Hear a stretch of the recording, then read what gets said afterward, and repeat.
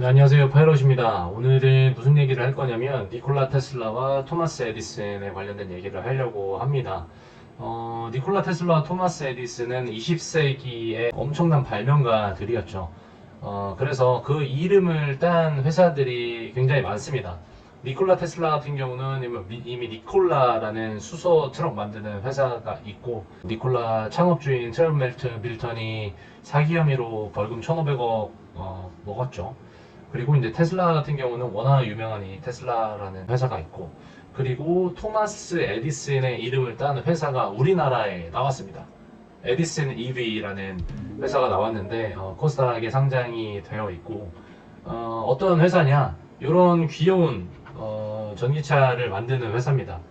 국내 유일 미니 전기차의 표준이 되다라고 하면서 이런 EVG라고 하는 귀여운 소형 전기차를 만드는 회사고, 이런 화물 전기차, 조그마한 화물 전기차도 만듭니다. 그리고 이 전기버스 있죠, 전기버스.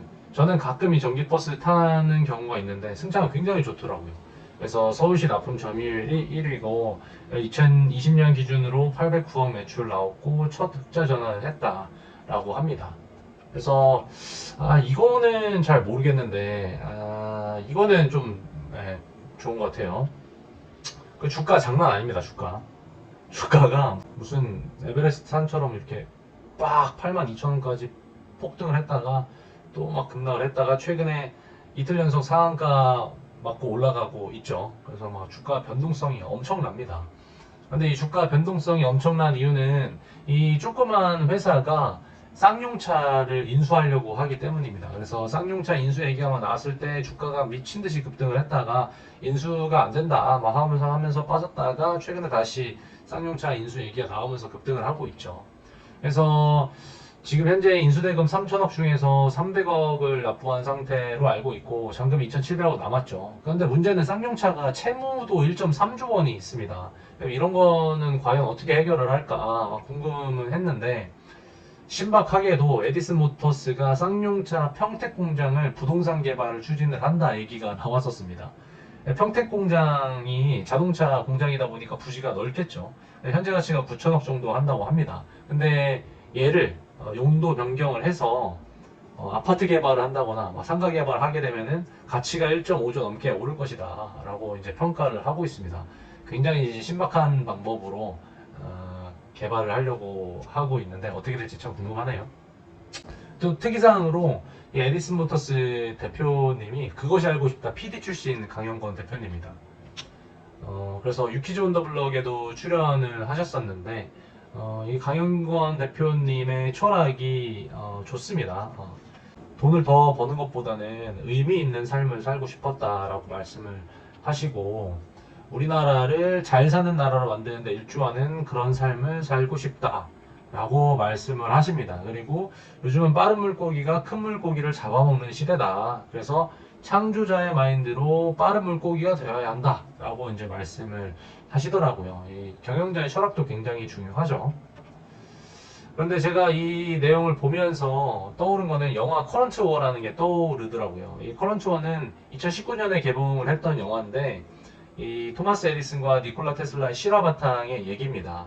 그래서 제목에서 알 수 있다시피 에디슨은 직류를 써야 한다라고 주장을 하고 테슬라는 교류를 써야 한다라고 막 주장을 합니다. 그래서 그 전류 전쟁을 펼치는 그런 내용을 담은 영화인데, 이 영화에서 얼마나 이 에디슨이 쇼맨십의 천재냐, 여기서 이 영화에서 에디슨은 쇼맨십의 천재고 테슬라는 상상력의 천재다라고 표현을 하거든요. 그래서 에디슨 얼마나 쇼맨십의 천재로 나오냐면, 이 칠흑 같은 어둠, 옛날에는 밤에 칠흑같이 어두웠죠.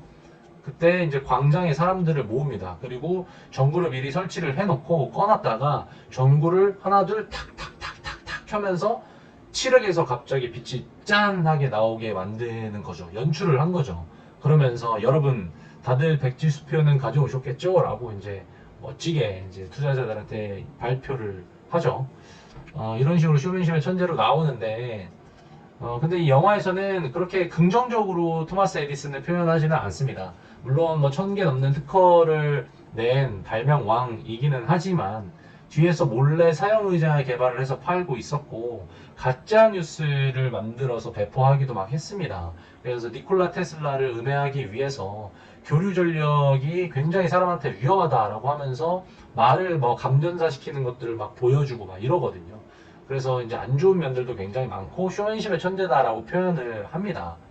그래서 이 앞서 말씀드린 에디슨 EV도 토마스 에디슨의 이름을 딴 만큼 단순히 쇼맨십만 보여주는 게 아니라 실제로 인류를 이롭게 할 수 있는 그런 회사가 되기를 바랍니다. 그래서 이 직류의 에디슨과 교류의 테슬라가 치열하게 막 싸우면서 사이도 안 좋고 막 하다 보니까 1915년도에 노벨상 그 물리학상에 노벨 물리학상의 공동 수상 노미네이션이 되는데 둘 다 수상을 거부하는 사태도 벌어지기도 하고 이런 치고받고 싸우는 것들이 있었음에도 불구하고 이 두 사람은 훌륭한 업적들을 많이 남기죠. 테슬라 같은 경우는 무선 통신 기술 개발, 라디오 레이더를 최초로 발명하기도 했고, 에디슨 같은 경우는 이제 전구를 처음으로 만든 사람은 아닙니다. 우리가 에디슨을 전구를 처음 만든 사람이다라고 말을 하는데 처음 발명한 사람 따로 있고 이 전구를 실제로 많은 사람들이 쓸 수 있게끔 상용화를 시킨 사람이 이제 에디슨이라고 할 수가 있죠. 그리고 축음기를 만들기도 했고 전기 냉장고를 만들기도 했죠. 그래서 이 선의의 경쟁, 긍정적인 경쟁을 통해서 인류의 편리함과 이로움을 준 사람들이죠. 니콜라 테슬라와 에디슨은. 그래서 에디슨 EV도 그렇고 테슬라도 그렇고 니콜라도 그렇고 앞으로 인류의 편리함과 이로움을 전파할 수 있는 그런 회사들이 되기를 바라면서 영상 마치도록 하겠습니다. 오랜 시간 들어주셔서 감사하고 구독과 좋아요 부탁드립니다. 감사합니다.